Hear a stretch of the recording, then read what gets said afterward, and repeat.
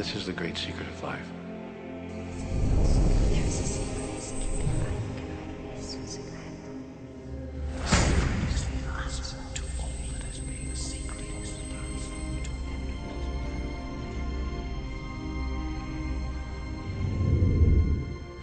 You've probably been sitting there wondering, what is the secret?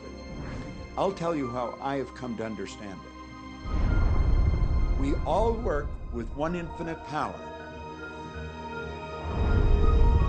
We all guide ourselves by exactly the same laws. The natural laws of the universe are so precise that we don't even have any difficulty building spaceships. We can send people to the moon, and we can time the landing with the precision of a fraction of a second. I don't care if you're in India, if you're in Australia, New Zealand, Stockholm, or London, or Toronto, or Montreal, or New York. We're all working with one power, one law. It's attraction. Bob Proctor, hello from Cyprus. Hello, Pavlina, how are you? Great, how are you? It's such a big honor to be interviewing you, and thank you so much for accepting our invitation. I have been actually following your work since 2006, when I first saw the movie The Secret, like many people. And I think it's law of attraction now that I am interviewing you, definitely, because you have been on my list of people I wanted to meet. So law of attraction definitely works. And here we are. And here we are. So for more than 40 years, you have been changing the lives of millions of people around the world with your teachings, based on your real life experiences of how you were able to go from a high school dropout and a pile of debt to a very successful entrepreneur building a multi-million-dollar business in a very few years. You have an incredible story that you share with your students.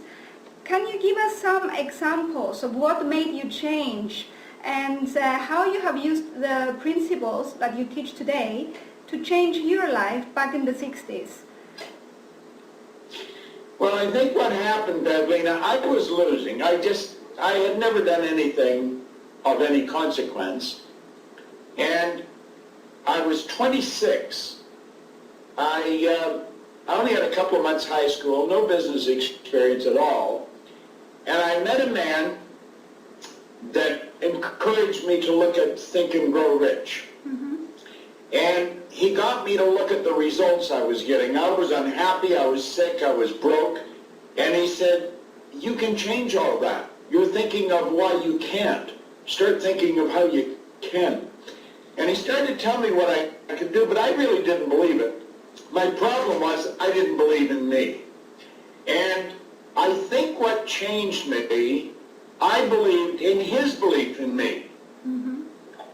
And so he said, why don't you do exactly what I'm telling you? Until you find out that I'm lying or that I don't know what I'm talking about. Well, that made sense. So I thought I'll do that. And I followed his direction to the letter. I thought it was crazy. I never thought it would work. But just like that, it started working. And everything started changing. And my income went from $4,000 to $175 in a year. Then it went over $1 million. And I had been raised to believe if we're going to earn a lot of money, we got to be really smart. I knew I wasn't very smart, but I was earning a lot of money. So then I started to think of other things that I had been raised to believe. Like I'd been raised to believe if you don't go to school, you can't win. I hadn't got to school. I'd gone to school and I was winning. And so I thought, I'm going to find out why I changed. Because a lot of people read Think and Grow Rich and they didn't change. Exactly, yeah. And it took me 9 years. And I was studying with some really brilliant people. Anyone that had anything to do with the mind, I'd go and I would study with them. And it was like I was putting the pieces for a puzzle together. And after 9 years, I put it together. And I learned how the mind functions. I learned how we're programmed. We're literally programmed genetically. And then we're programmed environmentally. And most people never break out of that programming. School teaches us to gather information, but it doesn't show us how to use that information. So there's one part of our mind that's gathering information all the time, but there's another part of our mind that controls our behavior and our results. And when I started to understand it, all I wanted to do was teach it. And I go back about 45 years, something like that. And I've never stopped teaching. And of course I work all over the world with it. And I'm looking forward to coming to Cyprus. I've never been to Cyprus. We're looking forward to seeing you. And in Cyprus, you're actually sharing the stage with one of your students, Nick Halik, who told me he met you when he was 17. And then he went on to achieve some great things with his life. So we have the mentor and the student at the same stage. And I know that you actually went to work with your mentor, Earl Nightingale, who is considered the dean of personal development in the USA and all over the world, where you rose to the position of vice president of sales of the Nightingale Conant Corporation before you started your own seminars company.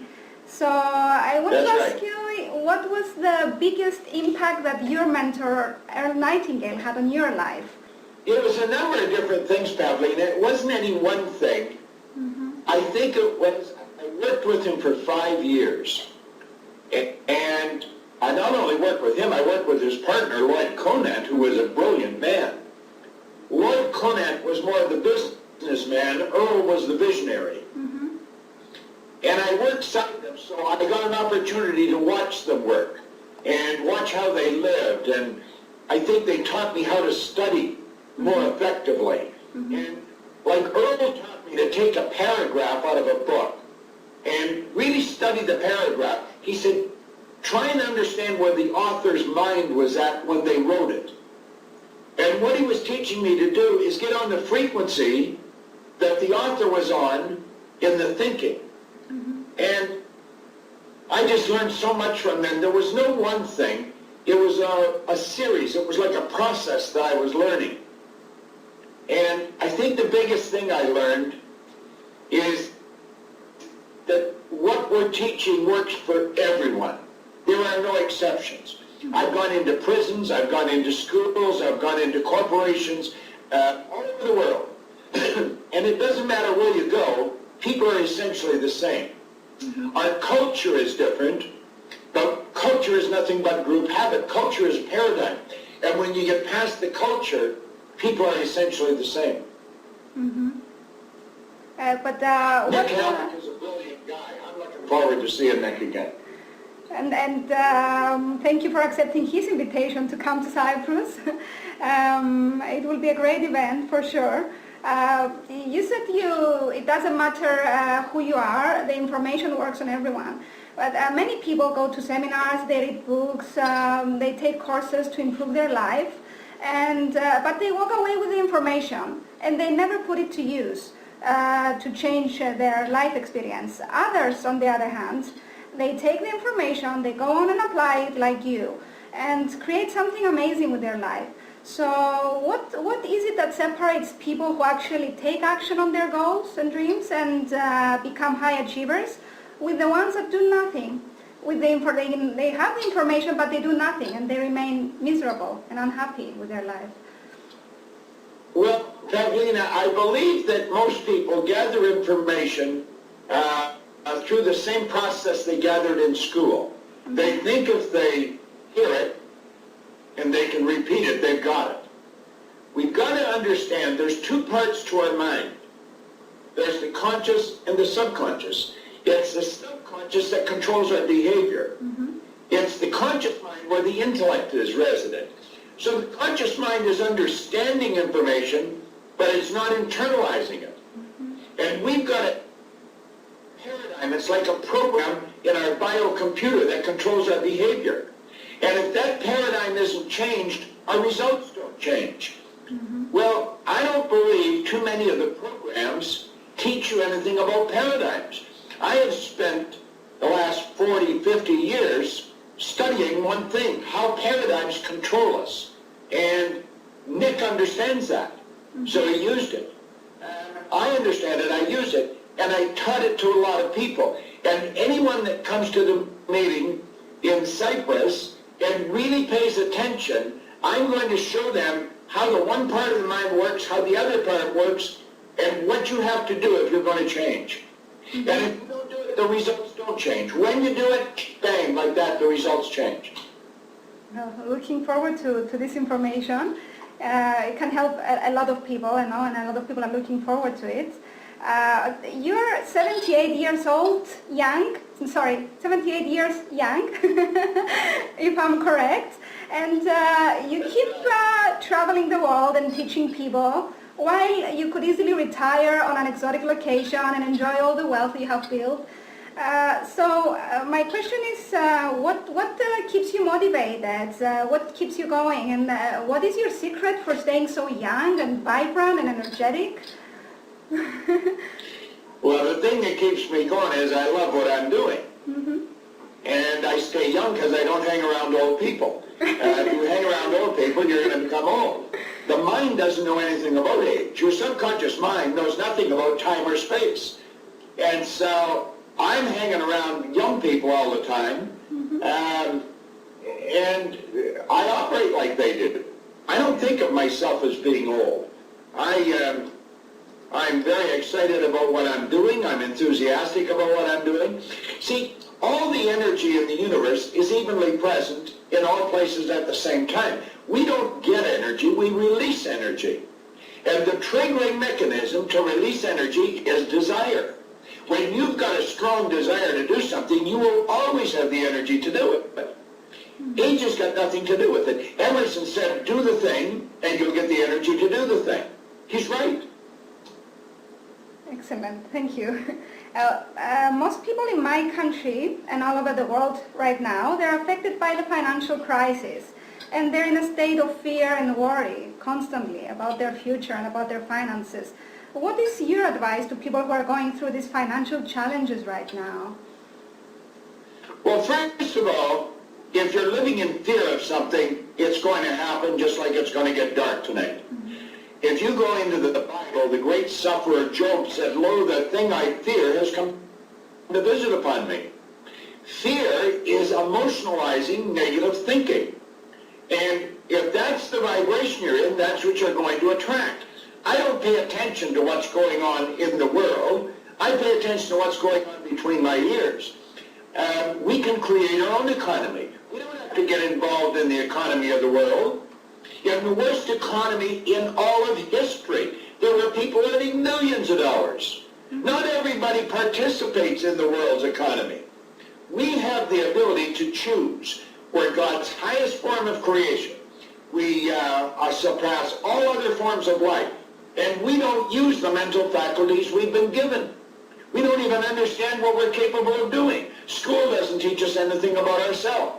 So the more we learn about ourselves, the more we take control over our life. I'm not having a bad economy. I'm having the best year in business I've ever had this year. But I chose that. I don't choose to be involved in what's going on in the world. So we need to learn to control our thoughts and our feelings, because this is Absolutely. Learn about the power of our mind, and then nothing else around will affect us.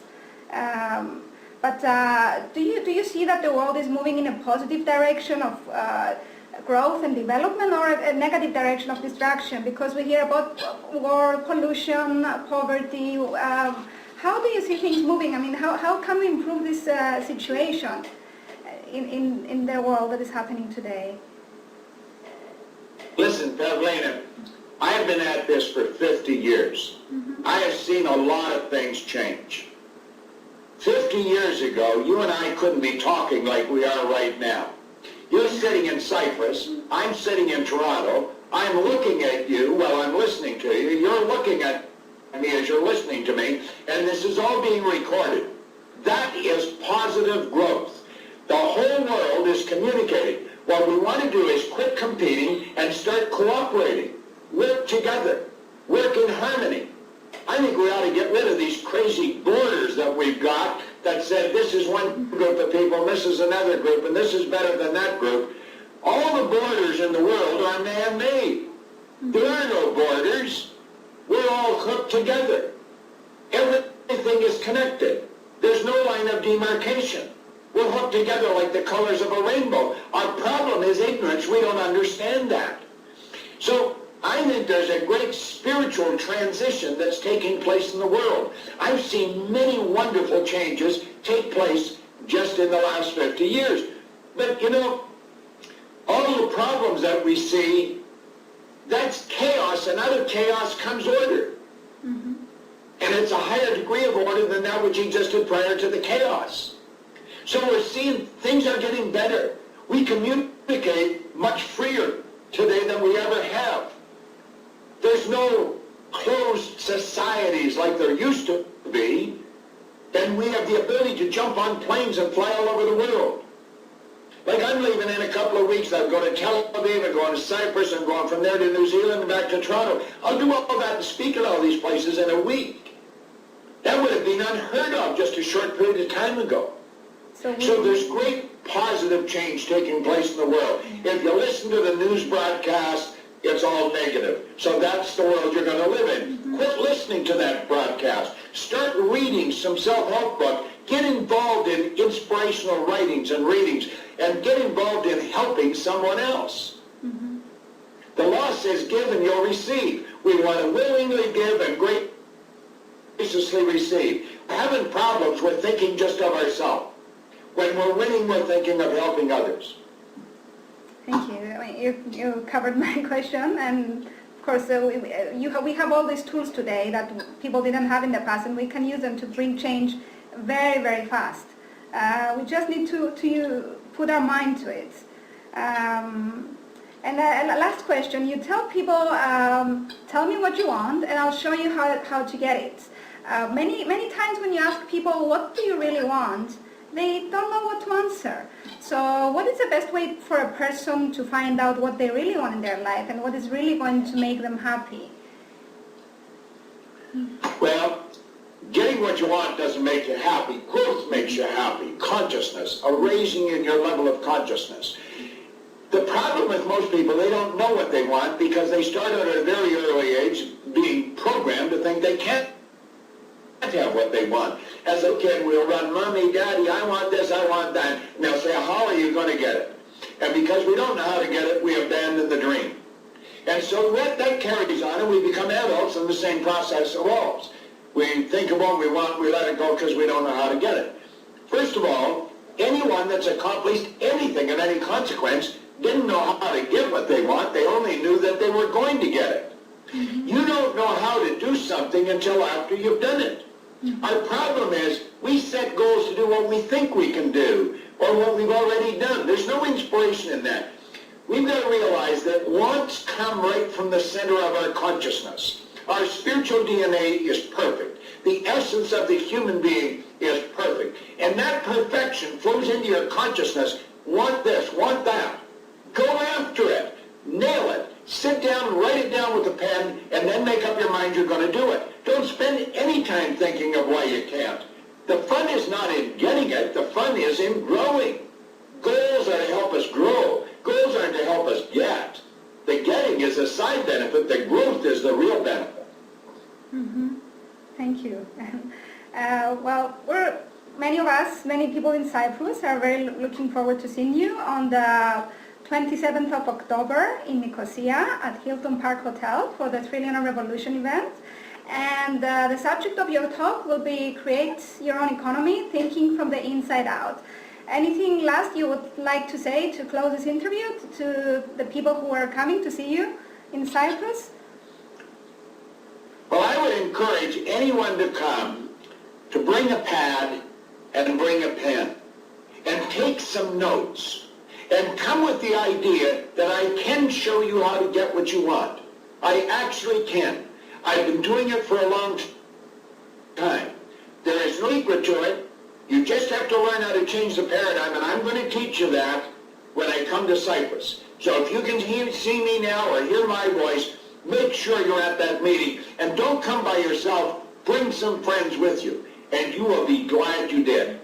Kathleen, I want to thank you for taking the time to interview me. And I look forward to seeing you there in Cyprus. And thank you for this honor. Have a great day there in Toronto, and see you soon. Bye-bye. Very good. Bye-bye. Thank you. This is the great secret of life.